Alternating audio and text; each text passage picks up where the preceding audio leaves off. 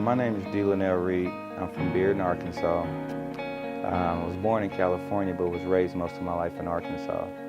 A month ago, actually haven't been a month ago, it was 3 weeks ago, the first, January 14th.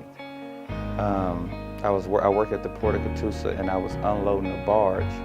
And a barge is a big boat that is probably 100 yards long. And it takes 18 hours to put hot asphalt onto this boat. And we was unloading it, and at the end of it, the guy told me to go ahead and blow the tank back. So I blew the tank back, and we blow the tank back for 30 minutes.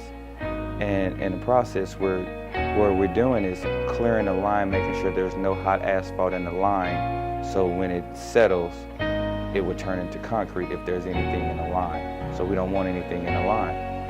Well, we let it blow back for 30 minutes, and they told me that the line was clean and I could take the pressure gauge off. Well, I went to take the pressure gauge off, and hot asphalt hit me directly in the face, and this is 350 degrees asphalt. So when it comes out and hits you, it's cooking whatever it touches.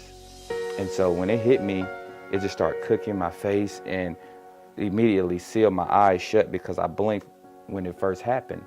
And I feel my way to the front office, and I scream on the radio for help, and the guy never came to my aid. And so I get in the front office, and now I'm panicking. I'm pacing back and forth, and I go to the bathroom, and I look, and I'm like, oh my God. And I immediately start praying, just asking God to help me, have somebody come help me.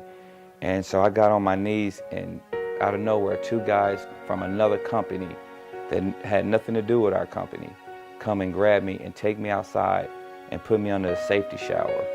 And they got me under this safety shower. Here it is, 10, 15 degrees outside. I'm freezing, and I only got one air passage to breathe, which is my mouth, because the asphalt had sealed my nose to where I couldn't breathe out my nose, and I couldn't see. And so they got me out there, and they just telling me, hey, you gotta stay under this, you gotta stay under this. This stuff is gonna cool your face down, and just stick with us. And so the ambulance get there, and they cut my clothes off, put me on the gurney bed, and they say they gotta do something they gotta make something happen real fast.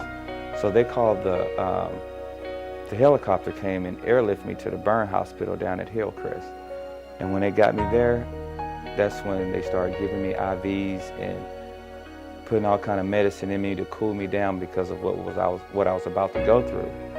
And so after I got calmed down, they started cutting this asphalt off my face.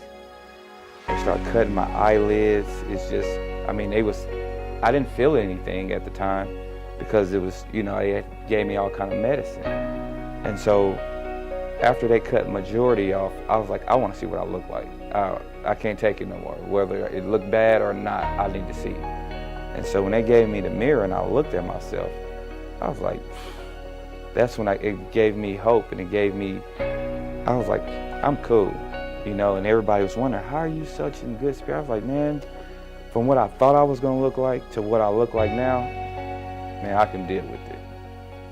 I think that those two angels that God had placed in there saved me, because without them two, I wouldn't have known what to do.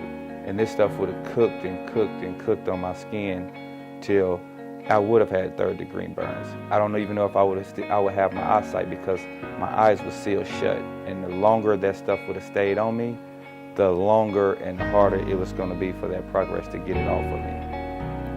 After that incident, I think I have a lot to show other people that I got a lot to do, as far as God tried to reach me in a lot of different ways that I've been running from. And I've been running from this for probably a year. And it seemed like the more I tried to run from God, the more little situations would happen to me. And it's not that, everybody things happen to, people. But when I know why these things happen to me. But why do I keep doing these things? I don't know. But I think that God kept me alive because He wanted me to be able to reach other people before they be in my shoes. Because Unfortunately, this could have went the whole opposite way. I could be looking like a mess right now, and it's only 3 weeks. And this just shows how much prayer and how when people believe in you, I got a lot of people that hit me on Facebook that I didn't even know that really thought of me like that. But it just shows how much prayer and people praying for you, how much that really works.